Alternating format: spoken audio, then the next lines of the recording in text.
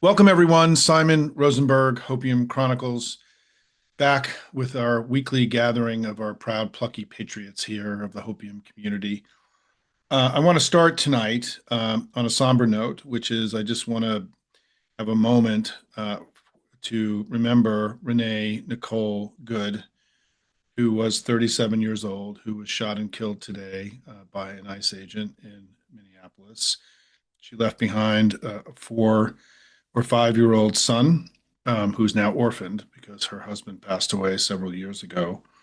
And I just want to start by just marking this moment and just taking a quiet moment of silence together.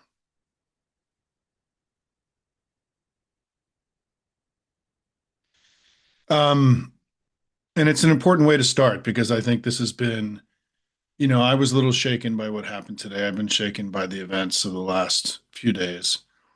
We're clearly entering, sort of the second phase of the return of Trump. And I think it's marked in my mind. May her memory be a blessing. Yes, thank you.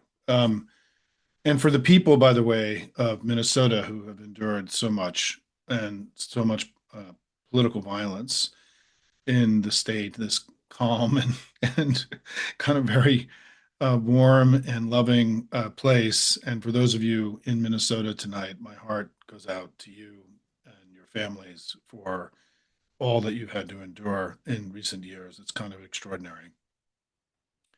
And I was glad to be able to go lend my support to the Minnesota Democratic Party a few months ago as a way of expressing my just wanting to be there after one of your most important political leaders in the state was assassinated by a right-wing lunatic earlier in last year. But these sessions, I try to take a step back from the day to day and sort of assess where we are in this battle for democracy and this battle against Trump. And I think I want to start by just grounding ourselves in this basic reality that I think Trump's escalation of recent weeks is coming about in part or to a great degree because of his struggle, because of his soaring unpopularity, of his clearly failed domestic agenda, of his inability to contain the fallout from the Epstein files, which just continues to grind away and erode the integrity of his leadership and his legitimacy, from the fraying of his coalition and seeing this major break with one of his most important public supporters in the country, Marjorie Taylor Greene.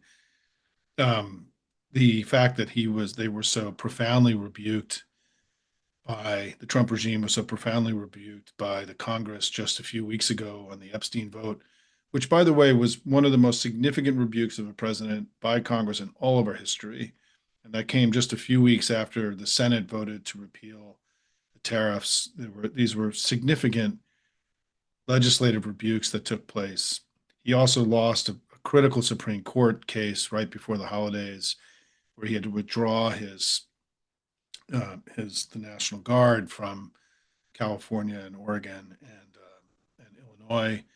And I think that he went into the holidays with this sense that this thing ain't working well, and he wasn't doing well. I mean, even the talk that he gave yesterday to the House Republicans, he openly talked about losing the midterm elections and what it would mean for him. And he didn't say, we're going to go kick their ass. He openly talked about losing. And because we and I neglected to mention in my laundry list, is that, we had these extraordinary election results throughout the year, but in November and December, we won down in Miami a seat, where his presidential library is supposed to go, in a place where we hadn't won in 28 years. We had, these extraordinary victories. We routed them in the November elections, winning in New Jersey and Virginia by 13 and 15 points and winning in four other states by more than 20 points. He's aware that there's his foundation is eroding. And on January 1st, on New Year's Day, the Wall Street Journal had this front page story about his declining health, and it was a brutal story for him. And I think that he's aware that his powers are ebbing, that he is in ill health, that he's stumbling and struggling, he's falling asleep repeatedly, he's got his swollen ankles and everything else. And I think there's just that part of the backdrop to what we're experiencing now is there is this kind of manic need to restore his strength and power and manhood. And as I write, in his manliness, because it is escaping him, and has been, and this has been harder for him than he anticipated. And I think that what's happened just now with Venezuela and the aftermath of the public statements they've made, the threatening of Greenland, the NSS document that came out in, I think, late November. I have been writing about this, and I just want to talk this out because I think it's important that we say things out loud and that they're not just written down, but that we proclaim them to the world. Is that Donald Trump has, in essence, declared himself to be emperor of the Americas and lord of the Western Hemisphere, including the United States. And I'm not exaggerating this. I mean, this is not a game. This is not funny, but it is a reasonable interpretation of what they're saying and what Stephen Miller's been saying and what Trump himself is saying, that in the NSS document, the National Security Strategy document they released, and this is consistent with their public statements and things that they've been saying and doing, is that they really see the world of democracies and the rule of law coming to an end, and that there is now a new era where there will be these powers that will compete with one another. Russia, somehow in his mind, is a great power, which is also this ridiculous conceit.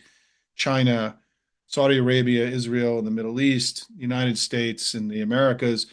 And as I wrote over the last few days, as somebody who grew up in the New York area and is from New York, a lot of this had this feeling of what we, of what we know in New York to be, it was the seven real estate families, the nine real estate families. There's this story in New York that there are these families that are the dominant real estate holders in New York. Trump was not one of them, by the way. And that they would compete brutally with each other, but that at the end of the day, there was enough to go around where everyone got wealthy together and they got their, they got their piece, they got their, and Trump is really treating the world now as like there are four or five real estate families that are going to control the world. And as Ruth Ben Gia talked to us about when she came to visit us a few weeks ago, she said, people like Donald Trump, strongmen like Trump, see everything in their realm as theirs, and for them that it's them personally, the Congress, the government buildings that he's taking over, the golf courses in D.C. that he's taking over, the Kennedy Center, which he's taking over, the oil in Venezuela. He just sees all of this as his own possessions, women, right? He's done this through his whole life. And that we're now at a point where, Stephen Miller has gone on television now and has said basically the era of law has ended and we're now in the era of power and force. And so they are now acting as if the Constitution, domestic U.S. law, the UN Charter, the international legal system, treaties, Senate ratified treaties that we have with other nations, that none of these actually apply any longer, that they're relics of a previous age, and that we're now entering this new imperial age, the emperor of the Americas and other grand powers. And as I've written to you, and I know, Simon, like you're going like, come on, man, like this, you're going too far, but we're not. And this isn't just about Venezuela or Greenland.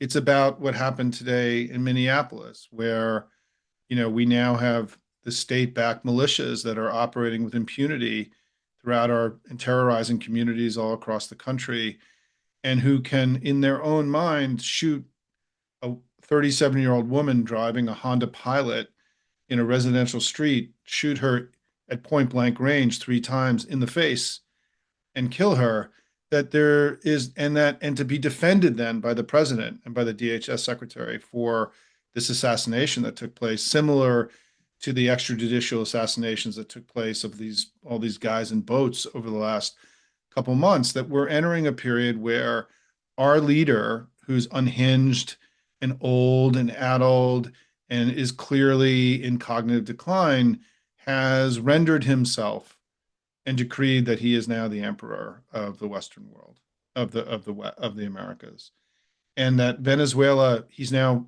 in charge of Venezuela. He views Greenland as being part of the Americas. They've determined that. They've made that decision, and they're just going to try to seize it. He's going to then have his way with other parts of our country, right, where he's acting lawlessly and with outside the law every day.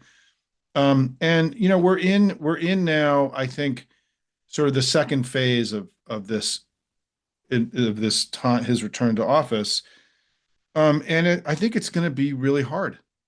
I think that today and the emotions that I'm feeling, that I'm sure many of you are feeling, I think it's okay to be scared. I think it's okay to be shaken. I think it's okay to be worried about what's going to happen next, because this seemed so. It wasn't just the action; it was their defense of their action, of their assassination of this woman by a government, by one of his peeps. That we're entering a more difficult phase in this fight that we're in, and everyone needs to practice self-care here. I think that I think it is okay, particularly because it's dark and cold in many parts of the country. For those of you who are in warmer parts, good for you. But for those of us who are in darker and colder parts of the country, we need to take care of ourselves here, because I think we're entering a more difficult phase in this fight. And I think that the difficult phase is coming in part because of his incredible failure and his unpopularity but it's also coming, I think, because of his clear decline, and that he is, I had a friend who said that, this kind of manic desire he has now to put his name on everything is a sign of that he fearing mortality, that he's starting to recognize that his time is coming to an end. It's not just lame duck, which he will be, right? But it's also because it's very possible that he is aware that he's in ill health, and that there's a possibility he may not be around much longer.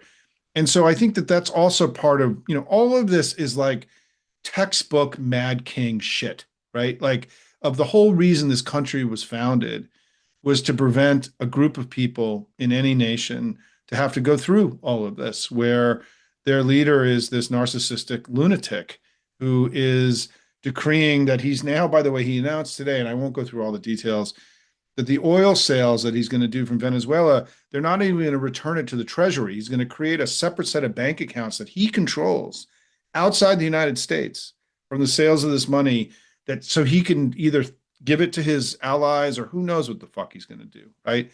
And I don't think he even knows what he's going to do. They're making this stuff as they go along every day.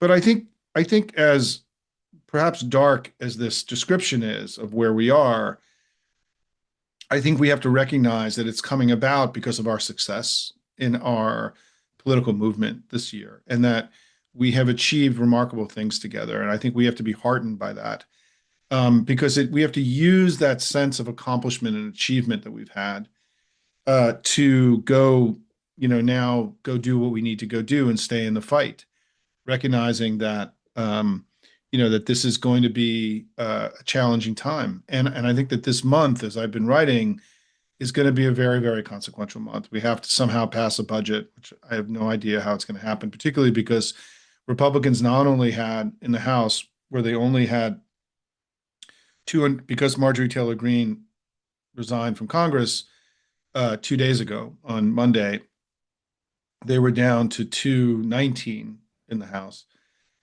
They had one of their members passed away over the weekend, suddenly, unexpectedly. They're down to 218. Another one of their members was in a very serious car accident, an 80-year-old member who is now out indefinitely. So they're down to 217. And they are not so they have no give in, we're at 213.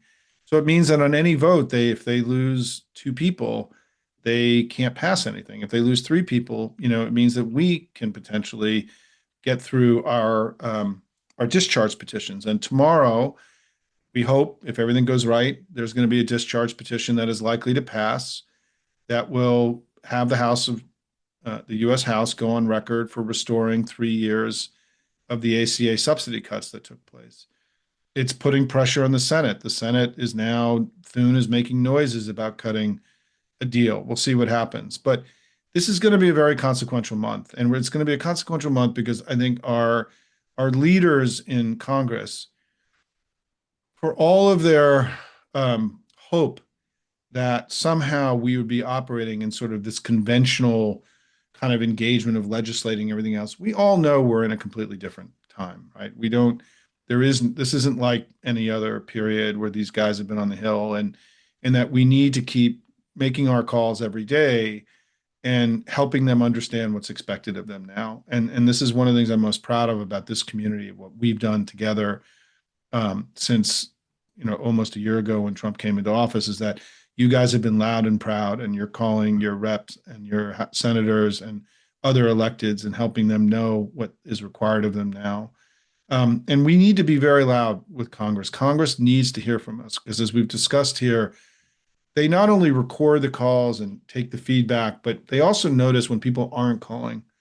And it means that people aren't agitated. And we need to be very agitated. All of you who are watching in whatever way you watch this on YouTube or Spotify or and on Hopium and Substack, we need to be calling every day. And it doesn't, in some levels, it doesn't really matter what you're calling about. Just make it be something about what you're passionate about. I give you a list of 5 things every day that you can call about, impeaching, removing Robert Kennedy, or making sure that ICE's funding is taken away from them, or rolling back the tariffs, whatever it is, be loud and proud these next few weeks. It's going to be really, really important. We've also expanded. Today, we added. I had some technical problems with the link, and I'm going to work this out tomorrow. But we're expanding our candidates and parties that we're working for.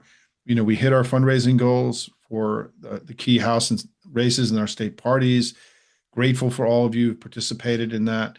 We've added Ohio. There's going to be a link that will allow you to contribute to Amy Acton's race. David Pepper, our good friend here, has joined that ticket as Lieutenant Governor candidate. Sherrod Brown and the Ohio Democratic Party. One link will get you, contribution will go 3 ways. We're going to be expanding the number of races that we're involved in the coming weeks. I'm working hard on that to give you more options. But also remember that on our site, you have an incredible array of videos that you can watch of the candidates who are on the the front lines of the battle in 2026, and also the state party chairs that are, who are leading us into battle in these critical races.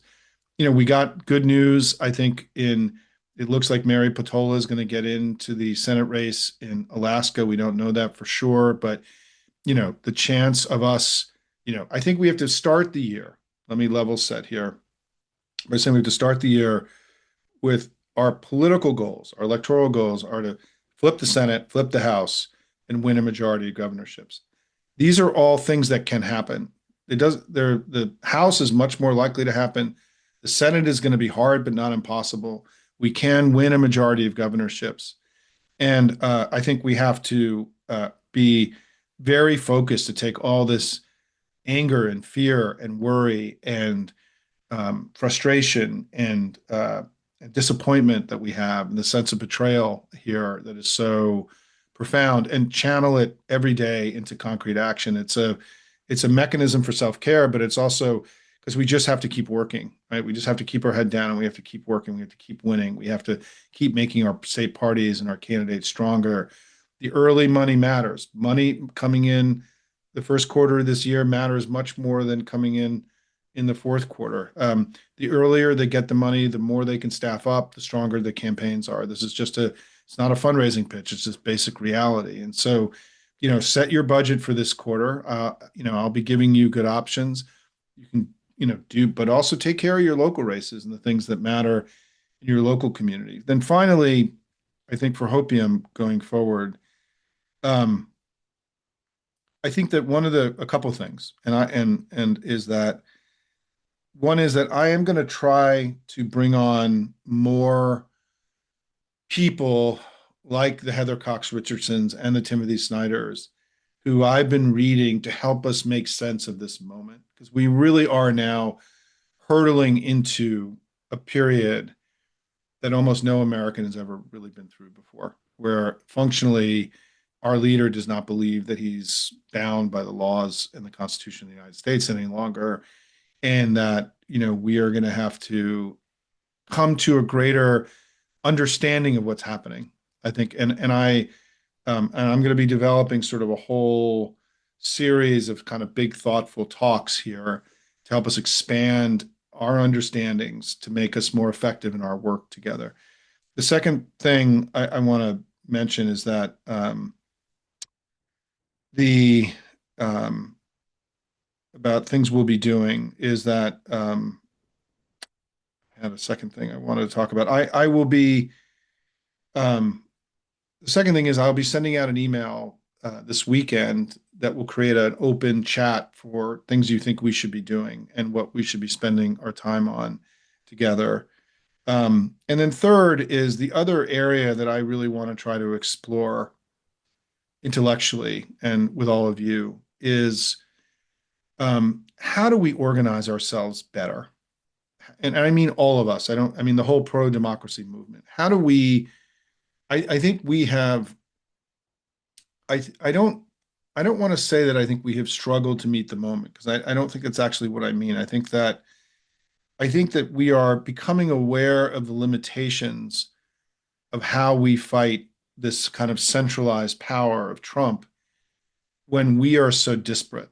And even though the federalism has been one of the great bulwarks against Trump and autocracy, it also means that we're all scattered and we're all working on different things. And yes, we all come together every few months around No Kings, and that's been inspiring and remarkable. But the sum doesn't feel like it's greater than the parts right now. And I think that part of Trump's strategy is to divide and conquer, to isolate, to go after Minnesota, to go after Illinois. And I think what we're learning, what I want to spend time on with all of you, is learning from these new arrangements that have emerged. We've seen the Democratic attorneys general organize themselves where they're meeting on a weekly basis. The 23, and there'll be now 24 with Virginia, Democratic attorneys general who are coordinating strategy, representing governments, right? These are not private citizens, not private companies or nonprofit. These are sovereign governments of the United States that are fighting for their constituents. And it's one of the reasons they've been so successful is that they have enormous standing, right? They're as responsible for the people in their states as Donald Trump is as president. And I think the emergence of the Democratic attorneys general and the coherence in which they've operated has been really important. I think we've now seen the Democratic governors have been operating at a state level around climate change and clean energy. They've been operating now in this new health co-op that's been set up. They've now have a group for defending democracy that is in its nascent early days. These kinds of arrangements that are new and where we can sort of imagine those of us who still believe in rule of law of democracy and the great American experiment can use the power by banding together to fight against them. And to see ourselves not only in a pro-democracy movement here in America and the United States, but a global pro-democracy movement that up until recently we'd been the leaders of, which we're not any longer as a nation, and to create a sense of common cause with others who believe in democracy and rule of law, and no kings all around the world. And I think that we're going to need that because I think I have found that when I imagine myself being in the same journey as FDR and Martin Luther King and and Thomas Jefferson and Nelson Mandela and other freedom fighters throughout history, I think I want to believe I get up every day thinking that I'm fighting the same fight that Zelensky is and that our European allies are, that we're all fighting essentially the same fight that our founders fought, which is to create a good society where the people were sovereign and not kings and autocrats and oligarchs. And we're still in that same fight 250 years later. And I think that one of the things we'll be talking about is how do we make sure that we win the fourth this year and that he doesn't bastardize it and turn it into something that is dishonoring our country rather than honoring our incredible contribution that we've made to the world. Because the because I and our resolutions project is part of that. I need to revive that a little bit more as we go to the States in the coming weeks. But I think that what I want to end with is that I feel like I want to explore ways to be imagining how we can band together more successfully in a global pro-democracy and domestic pro-democracy movement that sort of puts us in a place where we're feeling like we're in community, not just with each other here at Hopium or in your indivisible communities or your democratic parties or in the local groups that you're part of, but that you're part of this historic movement for democracy and freedom that has been the core of the American project, which is now under siege by the people, unfortunately, in the White House. And that leads me to my final point, is that I do think that if the if Trump and Stephen Miller and these guys really believe that they're creating a new post-democracy America, which is what Stephen Miller said repeatedly all this week, we have to start being more purposeful about protecting the capital region of the and the capital, and which is in essence this 250 years of buildings and monuments to democracy and freedom. Because if they believe that those monuments are now for a bygone age, it may mean that we could see a lot more than just the East Wing being torn down, or other parts of this global homage, right? I mean, I've lived in this capital city for over 30 years. You drive down the mall, and those monuments are monuments to the progress of humankind and to uh, people who've been warriors for freedom and democracy and for a better day. That's not the world that Donald Trump lives in anymore. Those people are in opposition to him. Those monuments are in opposition to his politics. And I think we have to start being more purposeful about creating a protection around the physical monuments and of our city, because he's already shown that he's willing to tear them down, or rename them or desecrate them. And I think that it is, as somebody, he grew up tearing buildings down and rebuilding them, right, and making them shinier. We should take his assault on the physical capital as seriously as we are his metaphorical or legal assault on our democracy itself. And that's something we'll also be talking more about.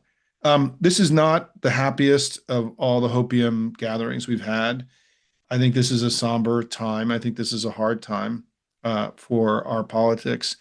And I'm going to stay with you all the way through this thing till we get to the other side, however we do, because we all know that the best way out is always through, and we just have to keep our heads down and keep working as hard as we can. And we're doing it for the future of our kids and our grandkids, and also because we are part of this.